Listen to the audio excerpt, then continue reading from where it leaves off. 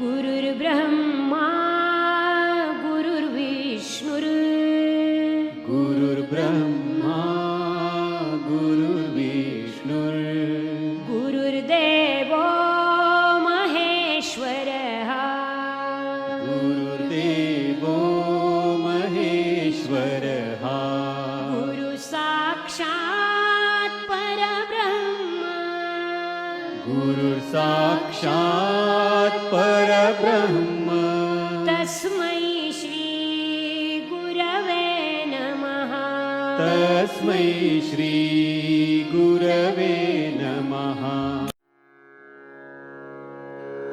ॐ नमो भगवते वासुदेवाय ॐ नमो भगवते वासुदेवाय ॐ नमो भगवते वासुदेवाय ॐ नमो भगवते वासुदेवाय ॐ नमो भगवते वासुदेवाय वासुदेवाय वासुदेवाय। प्रेम से बोलो श्री कृष्ण भगवान की जय, भोलेनाथ भंडारी की जय। मित्रों, एक बार बोल दो ना राधे राधे। प्यारे भक्तों, बच्चों, श्री हरि सचित्र श्री भागवत सुधा सागर सुख सागर भगवान वेद व्यासकृत श्रीमद् भागवत 12 सखंदों की सरल हिंदी व्याख्या श्लोक सहित प्रस्तुति की जा रही है। आचार्य श्री राजेंद्र कुमार सूर्यवंशी। भगवान श्री कृष्ण की चरणों की धूल उनके मुख के द्वारा इस भागवत यज्ञ का प्रसाद आप तक वितरण कर रहे हैं। मित्रों, भक्तों, प्रसाद ग्रहण करना मत भूलिए। तो प्रेम से बोलो श्री कृष्ण भगवान की जय। मित्रों, 10वें सखंद का 31वां अध्याय हम प्रारंभ करने जा रहे हैं। गोपी का गीत। 30वें अध्याय में हमने आपको कथा का आनंद दिया था कि श्री कृष्ण की ही भावना में डूबी हुई गोपियां यमुना जी के पावन पुनील पर रमणेत्री में लौट आई और एक साथ मिलकर श्री कृष्ण के गुणों का गान करने लगी। तो प्रेम से बोलो श्री कृष्ण भगवान की जय। मित्रों, 31वां अध्याय प्रारंभ कर रहे हैं। गोपी का गीत। गोपियां विरह वेश में गाने लगी, यानी कि मतलब बहुत दर्द इसमें छिपा हुआ है। विरह मतलब किसी की विरह में, किसी के इंतजार में, किसी के गमहीन में, यानी कि गोपियां विरह वेश में गाने लगी। प्यारे, तुम्हारे जन्म के कारण वैकुंठ आदि लोकों से भी वर्ज की महिमा बढ़ गई है। तभी तो सौंदर्य और मुदुल लता की देवी लक्ष्मी जी अपना निवास स्थान वैकुंठ छोड़कर यहाँ नित्य निरंतर निवास करने लगी हैं, इसकी सेवा करने लगी हैं। परंतु प्रीतम, देखो तुम्हारी गोपियां जिन्होंने तुम्हारे चरणों में ही अपने प्राण संप्रीत कर रखे हैं। प्रेम से बोलो श्री कृष्ण भगवान की जय। देखो तुम्हारी गोपियां जिन्होंने तुम्हारे चरणों में ही अपने प्राण संप्रीत कर रखे हैं, वन वन में भटक कर तुम्हें ढूंढ रही हैं। हमारे प्रेम पूर्ण हृदय के स्वामी, हम तुम्हारी बिना मोल की दासी हैं। तुम असर तकालीन जलाशय में सुंदर से सुंदर सरजिस की कर्णिका के सौंदर्य को चुराने वाले नेत्रों से हमें घायल कर चुके हो। हमारे मनोरथ पूर्ण करने वाले प्राणेश्वर, क्या नेत्रों से मरना वध नहीं है? अस्त्रों से हत्या करना ही वध है।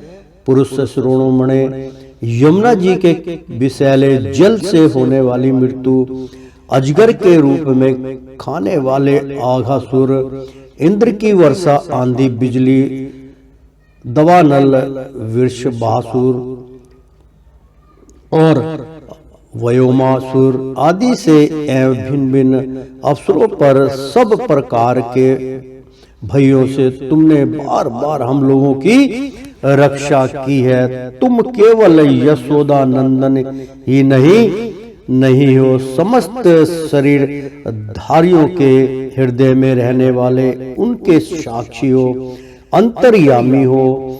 सके ब्रह्मा जी की प्रार्थना से विश्व की रक्षा करने के लिए तुम यदुवंश में अवतीर्ण हुए हो। अपने प्रेमियों की अभिलाषा पूर्ण करने वालों में अग्रगण्य यदुवंशीय शिरोमणि, जो लोग जन्म मृत्यु रूप संसार के चक्कर से डर कर तुम्हारे चरणों की शरण ग्रहण करते हैं, तुम्हें तुम्हारे कर कलमों अपनी छत्र छाया में लेकर अभय कर देते हैं।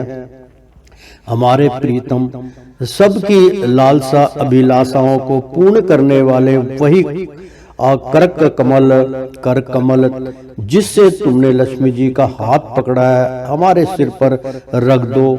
ब्रिजवासियों के दुख दूर करने वाले वीर अशिरोमणीय श्याम सुंदर, तुम्हारी मंद मंद मुस्कान की एक उज्जवल रेखा ही तुम्हारे प्रेमी जनों के सारे मान मद को चूर चूर कर देने के लिए पर्याप्त है। हमारे प्यारे सखा, हमसे रूठो मत, प्रेम करो। हम तो तुम्हारी दासी हैं, तुम्हारे चरणों पर निछावर हैं। हम अबलाओं को अपना वह परम सुंदर सांवला सांवला मुख कमल दिखलाओ।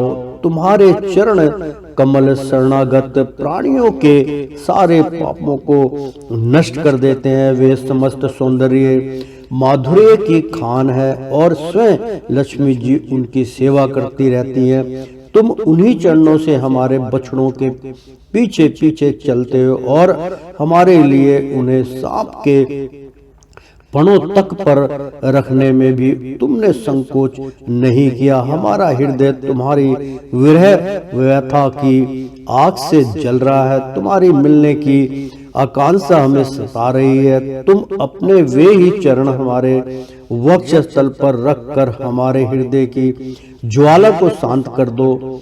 कमल नयन, तुम्हारी वाणी कितनी मधुर है। उसका एक एक पद, एक एक शब्द, एक एक अक्षर माधुर्यतम मधुर है। बड़े बड़े विद्वान उसमें रम जाते हैं, उस पर अपना सरस्व निछावर कर देते हैं। तुम्हारी उसी वाणी का रसा संवादन करके तुम्हारी आज्ञा करनी दासी गोपियां मोहित हो रही हैं। दानवीर, हम तुम अपना दिव्य अमृत से भी मधुर अधर रस पिलाकर हमें जीवन दान दो, छका दो।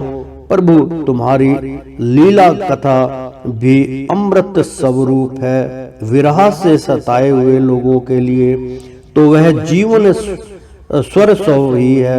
बड़े बड़े ज्ञानी महात्माओं भक्त कवियों ने उसका गान किया है। वह सारे पाप ताप तो मिटाती है, साथ ही स्वर्ण मात्र से परम मंगल परम कल्याण का दान भी करती हैं।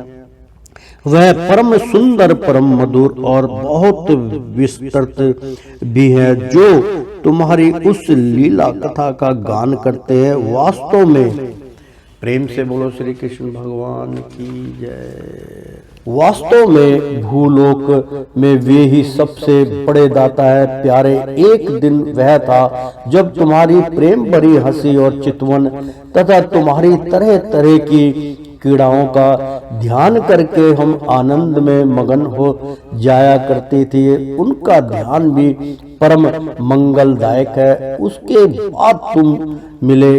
तुमने एकांत में हृदय स्पर्शी ठिठोलियां की, प्रेम की बातें कही। हमारे कपटी मित्र, अब वे सब बातें याद आकर हमारे मन को क्षुब्ध किए देती है। प्रेम से बोलो श्री कृष्ण भगवान की जय।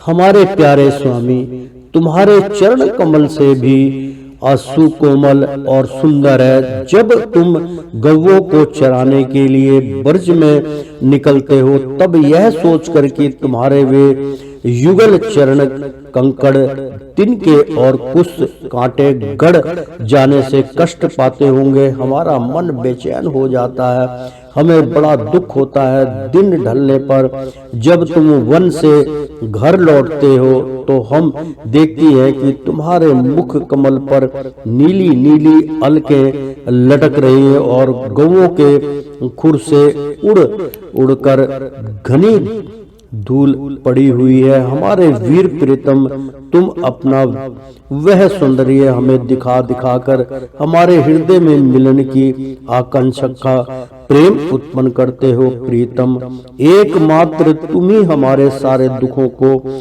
मिटाने वाले हो। तुम्हारे चरण कमल शरणागत भक्तों की समस्त अभिलाषाओं को पूर्ण करने वाले हैं। स्वयं लक्ष्मी जी उनकी सेवा करती हैं और पृथ्वी के तो वे भूषण ही हैं। आपत्ति के समय एकमात्र उन्हीं का चिंतन करना उचित है, जिससे सारी आपत्तियां कट जाती है। कुआ विहारी, तुम अपने वे परम कल्याण स्वरूप चरण कमल हमारे वक्ष सतल पर रखकर हृदय की व्यथा शांत कर दो। वीर शिरोमणे, तुम्हारा आधार अमृत मिलन के सुख को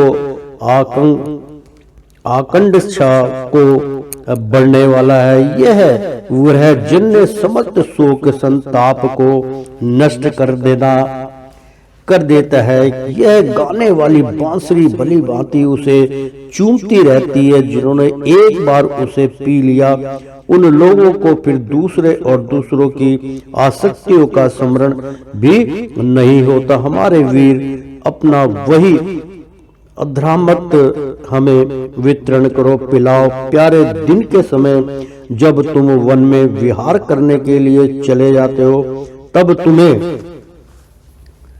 देखे बिना हमारे लिए एक एक क्षण युग के समान हो जाता है। और जब तुम संध्या के समय लौटते हो, तब घुंघराली अलकों से युक्त तुम्हारा परम सुंदर मुखाविंद हमें दिखती है। उस समय पलकों का गिरना हमारे लिए भार हो जाता है और ऐसा जान पड़ता है कि इन नेत्रों की पलकों को बनाने वाला विधाता मूर्ख है। प्यारे श्याम सुंदर, हम अपने पति पुत्र भाई बंधु और कुल परिवार का त्याग कर उनकी इच्छा और आज्ञाओं का उल्लंघन करके तुम्हारे पास आई है।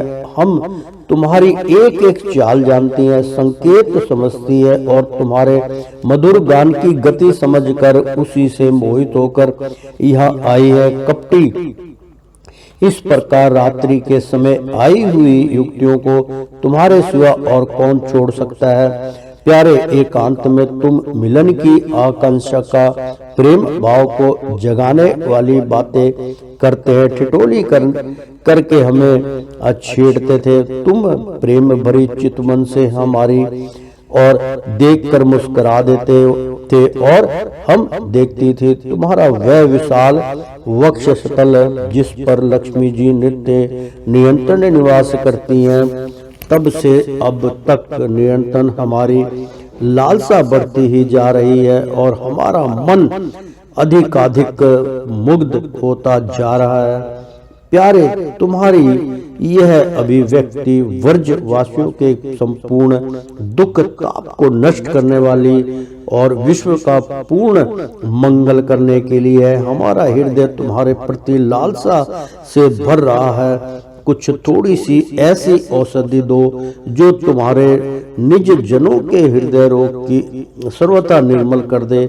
तुम्हारा चरण कमल से भी सुकुमार हैं, उन्हें हम अपने कठोर आसनों पर भी डरते डरते बहुत धीरे से रखती हैं कि कहीं उन्हें चोट न लग जाए। उन्हीं चरणों से तुम रात्रि के समय घोर जंगल में छिपे छिपे भटक रहे हो। क्या कंकड़ पत्थर आदि की चोट लगने से उनमें पीड़ा नहीं होती? हमें तो इसकी संभावना मात्र से ही चक्कर आ जाते हैं।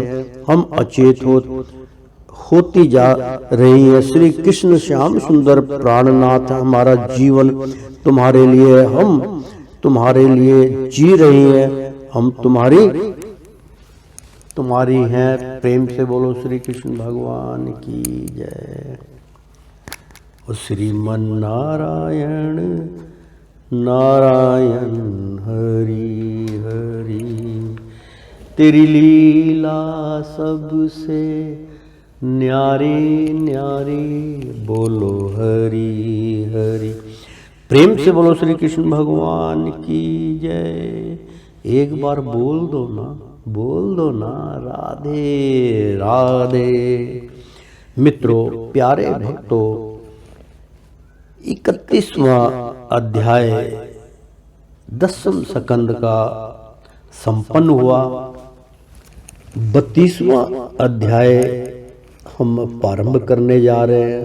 मित्रों, 10वें स्कंद का 32वां अध्याय भगवान का प्रकट होकर गोपियों को संतवाना देना, बहुत सुंदर प्रसंग है। मित्रों, श्री सुखदेव जी कहते हैं, परीक्षित, भगवान की प्यारी गोपियां विरह के आवेश में इस प्रकार भांति भांति से गाने और प्रलाप करने लगी। अपने कृष्ण प्यारे के दर्शनों की लालसा से वे अपने को रोक ना सकी।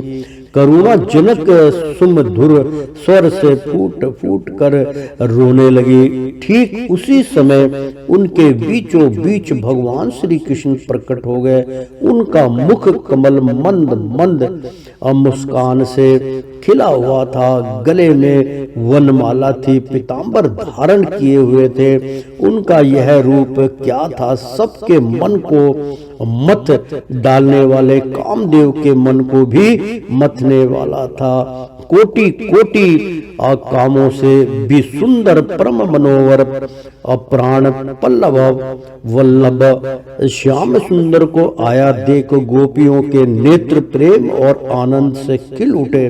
वे सब की सब एक ही साथ इस प्रकार उठ खड़ी हुई मानो प्राणहीन शरीर में दिव्य प्राणों का संचार हो गया हो। शरीर के एक एक अंग में नवीन चेतना, नूतन स्फूर्ति आ गई हो।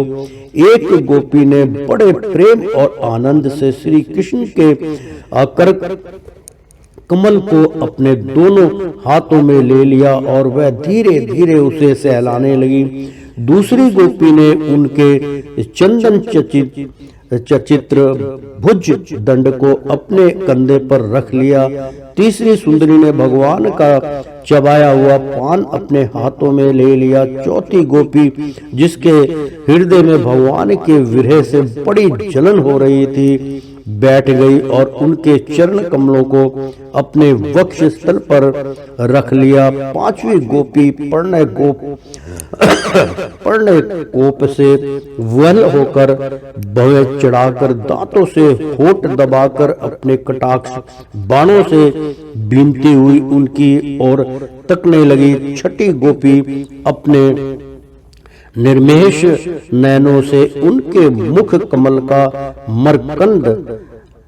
मरकंद रस पान करने लगी। परंतु जैसे संत पुरुष भगवान के चरणों के दर्शन से कभी तृप्त नहीं होते, वैसे ही वह उनकी मुख माधुरी का निरंतर पान करते रहने पर भी तृप्त नहीं होती थी। सातवीं गोपी नेत्रों के मार्ग से भगवान को अपने हृदय में ले गई और फिर उसने आंखें बंद कर लिए। अब मन ही मन भगवान का आलिंगन करने से उसका शरीर पुलकित हो गया, रोम रोम खिल उठा और यह सिद्ध योगियों के समान परमानंद में मगन हो गए। परीक्षित, जैसे मुमुक्षु जन परम ज्ञानी संत पुरुष को प्राप्त करके संसार की पीड़ा से युक्त हो जाते हैं, वैसे ही सभी गोपियों को भगवान श्री कृष्ण के दर्शन से परम आनंद और परम उल्लास प्राप्त हुआ। उनके विरह के कारण गोपियों को जो दुख हुआ था उससे वे मुक्त हो गई और शांति के समुद्र में डूबने उतरने लगी।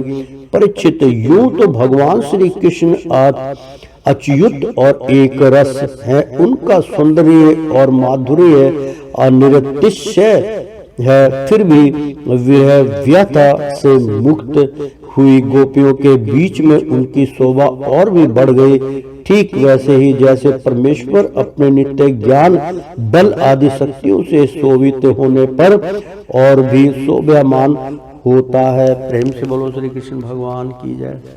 इसके बाद भगवान श्री कृष्ण ने उन ब्रज सुंदरियों को साथ लेकर यमुना जी के पुलिन में प्रवेश किया। उस समय खिले हुए कुंद और मंदार के पुष्पों की सुरभि लेकर बड़ी ही शीतल और सुगंधित मंद मंद वायु चल रही थी और उनकी महक से मतवाले होकर भौर इधर उधर मंडरा रहे थे।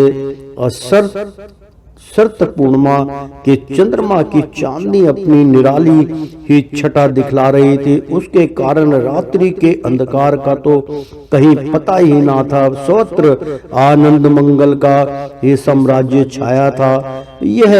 वह पुलिन क्या था? यमुना जी ने स्वयं अपनी लहरों के हाथों भगवान की लीला के लिए सुकोमल बालों का रंगमंच बना रखा था। परीक्षित, भगवान श्री कृष्ण के दर्शन से गोपियों के हृदय में इतने आनंद और इतने रस का उल्लास हुआ कि उनके हृदय की सारी आधी व्याधि मिट गई। जैसे कर्म कांड की श्रुतियां उसका वर्णन करते करते अंत में ज्ञान कांड का प्रतिपादन करने लगती हैं और फिर वे समस्त मनोरथों से ऊपर उठ जाती है, कृत्य हो जाती है।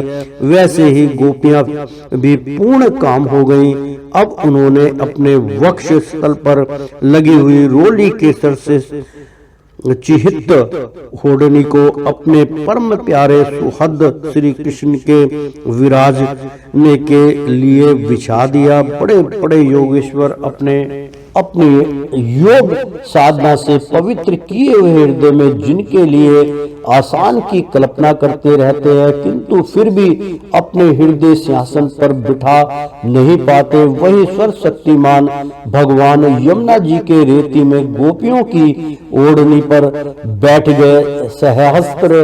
सहस्त्र गोपियों के बीच में उनसे पूजित होकर भगवान बड़े ही शोभायमान हो रहे थे। परीक्षित, तीनों लोकों में, तीनों कालों में जितनी भी सौंदर्य प्रकाशित होता है वह सब तो भगवान के बिंदु मात्र सौंदर्य का आभास भर है। वे उसके एकमात्र आश्रय हैं। भगवान श्री कृष्ण अपने इस अलौकिक सौंदर्य के द्वारा उनके प्रेम और आकांक्षा का और भी उभार रहे थे। गोपियों ने अपनी मंद मंद मुस्कान, विलास पूर्ण चितवन और तिरछी बाहों से उनका सम्मान किया। किसी ने उनके चरण कमलों को अपनी गोद में रख लिया तो किसी ने उनके कर कमलों को वे उनके संस्पर्श का आनंद लेती हुई कभी कभी कह उठती थी, कितना सुकुमार है, जितना मधुर है। उसके बाद श्री कृष्ण के छिपे जाने से मन ही मन तनिक रूठ कर उनके मुंह से ही उसका दोष स्वीकार कराने के लिए वे कहने लगी। गोपियों ने कहा, नटनागर, कुछ लोग तो ऐसे होते हैं जो प्रेम करने वालों से ही प्रेम करते हैं और कुछ लोग प्रेम ना करने वालों से भी प्रेम करते हैं, परंतु कोई कोई दोनों से ही प्रेम नहीं करते। प्यारे, इन तीनों में तुम कौन सा अच्छा लगता है? तुम्हें कौन सा अच्छा लगता है?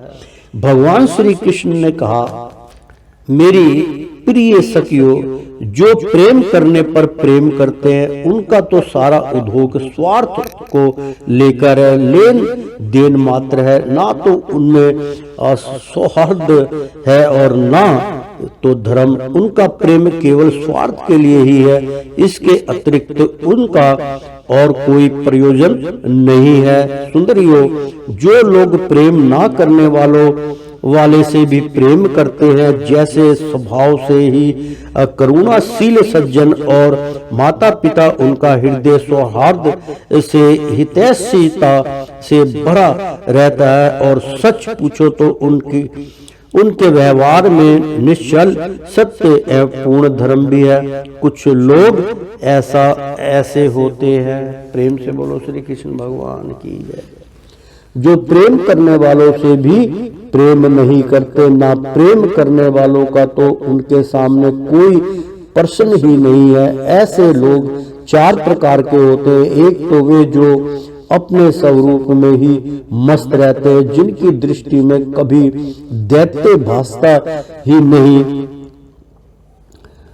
दूसरे वे जिन्हें द्वैत तो भासता है, परंतु जो कृत्य हो चुके हैं उनका किसी से कोई प्रयोजन ही नहीं है। तीसरे वे हैं जो जानते ही नहीं कि हमसे कौन प्रेम करता है। और चौथे वे हैं जो जानबूझकर अपना हित करने वाले परोपकारी गुरु तुल्य लोगों से भी द्रोह करते हैं, उनको स्थाना चाहते हैं। गोपियों, मैं तो प्रेम करने वालों से भी प्रेम का वैसा व्यवहार नहीं करता जैसे करना चाहिए। मैं केवल इसलिए करता हूँ कि उनकी चित्त वृत्ति और भी मुझ में लगे निरंतर लगी हुई रहे। जैसे निर्धन पुरुष को कभी बहुत सा धन मिल जाए और फिर खो जाए तो उसका हृदय खोए हुए धन की चिंता से भर जाता है, वैसे ही मैं भी मिलकर छिप जाता हूँ। गोपियों, हम इसमें संदेह नहीं कि तुम लोगों ने मेरे लिए लोक मर्यादा, वेद मार्ग और अपने सगे संबंधियों को भी छोड़ दिया है। ऐसी स्थिति में तुम्हारी मनोवृत्ति और कहीं ना जाए, अपने सौंदर्य और सुहाग की चिंता ना करने लगे, तुम में ही लगी रहे। इसलिए परोपचार रूप से तुम लोगों ने प्रेम करते हुए ही मैं छिपा गया था। इसलिए तुम लोग मेरे प्रेम में दोष मत निकालो। तुम सब मेरी प्यारी हो और मैं तुम्हारा प्यारा हूँ। मेरी प्यारी गोपियों, तुमने मेरे लिए घर गृहस्थी की उन बीड़ियों को तोड़ डाला है जिन्हें बड़े बड़े योगी यति भी नहीं तोड़ पाते। मुझसे तुम्हारा यह मिलन, यह आत्मक संयोग सर्वथा निर्मल और सर्वथा निर्दोष है। यदि मैं अमर शरीर से, अमर जीवन से अनंत काल तक तुम्हारे प्रेम, सेवा और त्याग का बदला चुकाना चाहूं तो भी नहीं चुका सकता। मैं जन्म जन्म के लिए तुम्हारा ऋणी हूँ। तुम अपने सौभ्य स्वभाव से, प्रेम से मुझे उत्तीर्ण कर सकती हो, परंतु मैं तो तुम्हारा ऋणी ही हूँ। प्रेम से बोलो श्री कृष्ण भगवान की जय। ओ श्रीमन नारायण नारायण हरि हरि, तेरी लीला सबसे न्यारी न्यारी, बोलो हरि हरि। प्रेम से बोलो श्री कृष्ण भगवान की जय। प्यारे मित्रों, भक्तों, 10वें स्कंद का 32वां अध्याय संपन्न हुआ। 33वां अध्याय प्रारंभ करने जा रहे हैं, महारास। प्रेम से बोलो श्री कृष्ण भगवान की जय। बहुत सुंदर प्रसंग मित्रों। श्री सुखदेव जी कहते हैं, राजन, गोपियां भगवान की इस प्रकार प्रेम भरी सुमधुर वाणी सुनकर जो कुछ विरह जन्य ताप शेष था उससे भी मुक्त हो गई और सौंदर्य माधुर्य निधि प्राण प्यारे के अंग संग से सफल मनोरथ हो गई। भगवान श्री कृष्ण की प्रेयसी और सेविका गोपियां एक दूसरे की बाह में बाह डाले खड़ी थी। उन स्त्री स्त्री रत्नों के साथ यमुना जी के पुलीन पर भगवान ने अपनी रसमयी रास क्रीड़ा प्रारंभ की। संपूर्ण योगों के स्वामी भगवान श्री कृष्ण दो दो गोपियों के बीच में प्रकट हो गए और उनके गले में अपना हाथ डाल दिया। इस प्रकार एक गोपी और एक श्री कृष्ण, यही क्रम था। सभी गोपियां एक ऐसे अनुभव करती थी कि हमारे प्यारे तो हमारे ही पास हैं। इस प्रकार सहस्त्र सहस्त्र गोपियों से शोभायमान भगवान श्री कृष्ण का दिव्य रसोत्सव आरंभ हुआ। उस समय आकाश में सत्य सत्य विमानों की भीड़ लग गई। सभी देवता अपनी अपनी पत्नियों के साथ वहां आ पहुंचे। रसोत्सव के दर्शन की लालसा से, उत्कृष्टता से उनका मन उनके वश में नहीं था। स्वर्ग की दिव्य दुदभियां अपने आप बज उठी। स्वर्गीय पुष्पों की वर्षा होने लगी। गंधर्व गण अपनी अपनी पत्नियों के साथ भगवान के निर्मल यश का गान करने लगे। रस मंगल में सब गोपियां अपने प्रीतम श्याम सुंदर के साथ नृत्य करने लगी। उनकी कलाइयों के कंगन, पैरों के पाजेब और करधनी के छोटे छोटे घुंघरू एक साथ बज उठे। असंख्य गोपियां थी, इसलिए वह मधुर ध्वनि भी बड़े ही जोर की हो रही थी। यमुना जी के रमण तीर पर वर्ज सुंदरियों के बीच में भगवान श्री कृष्ण की बड़ी अनोखी शोभा हुई। ऐसे जान पड़ता था मानो अगणित पीली पीली दमकती हुई स्वर्ण मणियों के बीच में ज्योति मरी नीलमणि चमक रही हैं। वो नृत्य के समय गोपियां तरस तरस के ठुमक ठुमक कर अपने पांव कभी आगे बढ़ाती और कभी पीछे हटा लेती, कभी गति के अनुसार धीरे धीरे पांव रखती तो कभी बड़े वेग से, कभी चाक की तरह घूम जाती, कभी कभी हाथ उठा उठा कर भाव बनताती तो कभी विभिन्न प्रकार से उन्हें चकमकाती और चमकाती, कभी बड़े कलापूर्ण ढंग से मुस्कुराती तो कभी भवें भटकाती। नाचते नाचते उनकी पतली कमर ऐसे लचक जाती थी मानो टूट गई हो। झुकने बैठने उठने और चलने की फुर्ती से उनके स्तन हिल रहे थे तथा वस्त्र उड़े जा रहे थे। कानों के कुंडल हिल हिलकर कपोलों पर आ जाते थे। नाचने के परिश्रम से उनके मुंह पर पसीने की बूंदें झलकने लगती थी। केसों की चोटियां कुछ ढीली पड़ गई थी। नीविज की आंखें खुल जा रही थी। इस प्रकार नटवर नंदलाल की परम प्रियसी गोपियां उनके साथ गा गा कर नाच रही थी। परीक्षित उस समय ऐसा जान पड़ता था मानो बहुत से श्री कृष्ण तो सावले सावले मेघ मंडल है और उनके बीच बीच में चमकती हुई गोरी गोपियां बिजली है। उनकी शोभा असीम थी। गोपियों का जीवन भगवान की रति है, प्रेम है। वे श्री कृष्ण से सटकर नाचते नाचते ऊंचे स्वर से मधुर गान कर रही थी।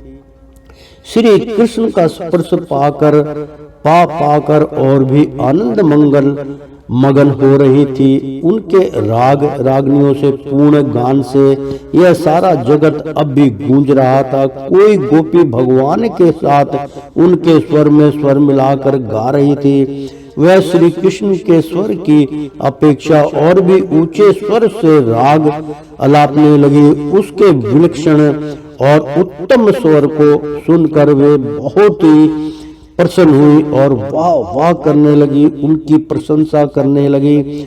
उसी राग को एक दूसरे सखी ने ध्रुव पद में गाया, उसका भी भगवान ने बहुत सम्मान किया। एक गोपी नृत्य करते करते थक गई। उसकी कलाइयों से कंगन और चोटियों से बेला के फूल खिसकने लगे। तब उससे अपने बगल में ही खड़े मुरली मनोहर श्याम सुंदर के कंधों कंधे को अपनी बाह से कसकर पकड़ लिया। भगवान श्री कृष्ण ने अपना एक हाथ दूसरी गोपी के कंधे पे रख रखा था। वह स्वभाव से तो कमल के समान सुगंध से युक्त था ही, उस पर बड़ा सुगंधित चंदन का लेप भी था। उसकी सुगंध से वह, प्रेम से बोलो श्री कृष्ण भगवान की, वह गोपी पुलकित हो गई। उसका रोम रोम खिल उठा। उसने झट से उसे चूम लिया। एक गोपी नृत्य कर रही थी। नाचने के कारण उसके कुंडल हिल रहे थे। उनकी छटा से उसके कपोल और भी चमक रहे थे। उसने अपने कपोलों को भगवान श्री कृष्ण के कपोल से सटा दिया और भगवान ने उसके मुंह में अपना चबाया हुआ पान दे दिया। कोई गोपी नुपुर और करधनी के घुंघरों को झनकारती हुई नाच और गा रही थी। वह जब बहुत थक गई तब उसने अपने बगल में ही खड़े श्याम सुंदर के शीतल कर कमलों को अपने दोनों स्तनों पर रख लिया।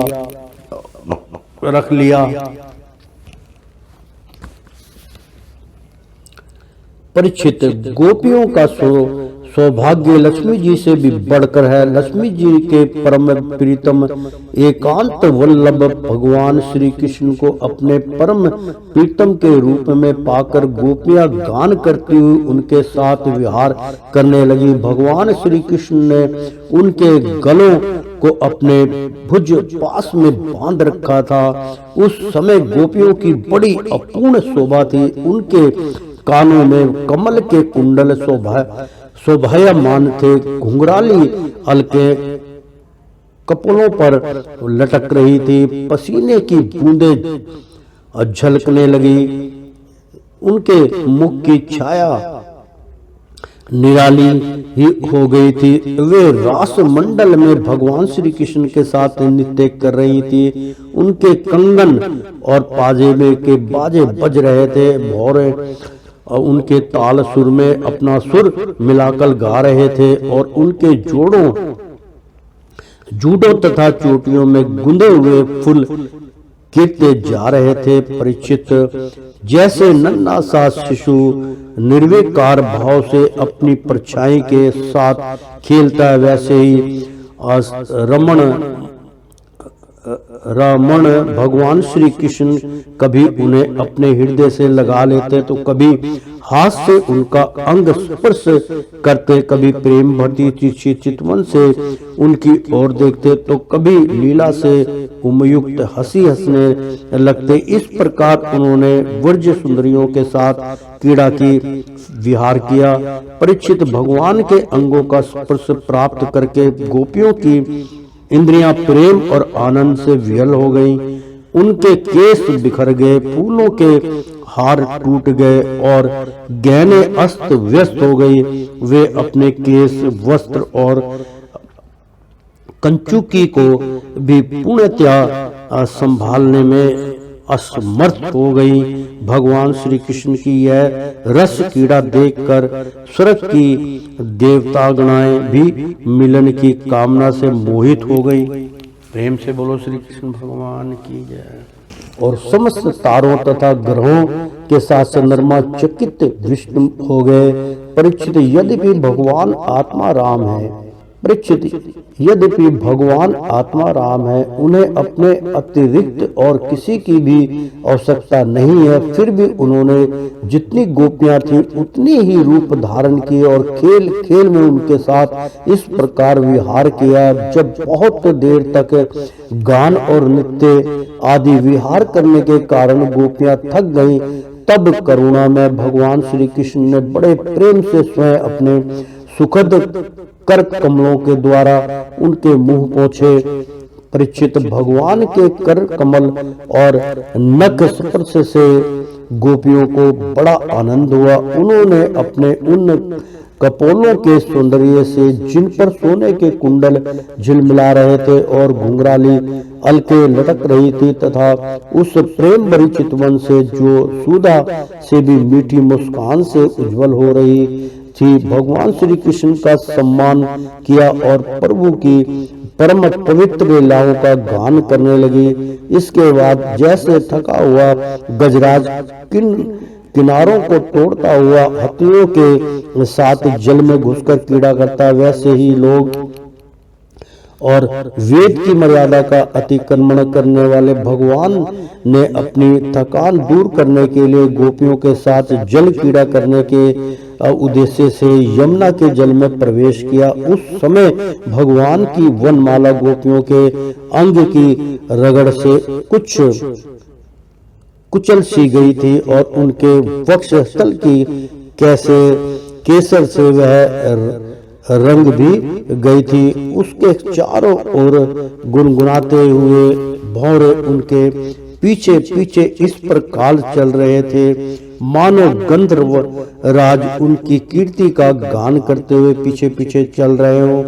परीक्षित, यमुना जल में गोपियों ने प्रेम भरी चितवन से भगवान की ओर देखा। देखकर तथा हंस हंस कर उन पर इधर उधर से जल की खूब बौछारें डाली।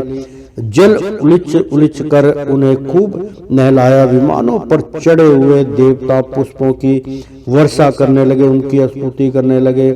इस प्रकार यमुना जल में स्वयं आत्माराम भगवान श्री कृष्ण के गजराज के समान जल विहार किया। उसके बाद भगवान श्री कृष्ण वीर्य युक्तियों और भौरों के भीड़ से घिरे हुए यमुना तट के उपवन में गए।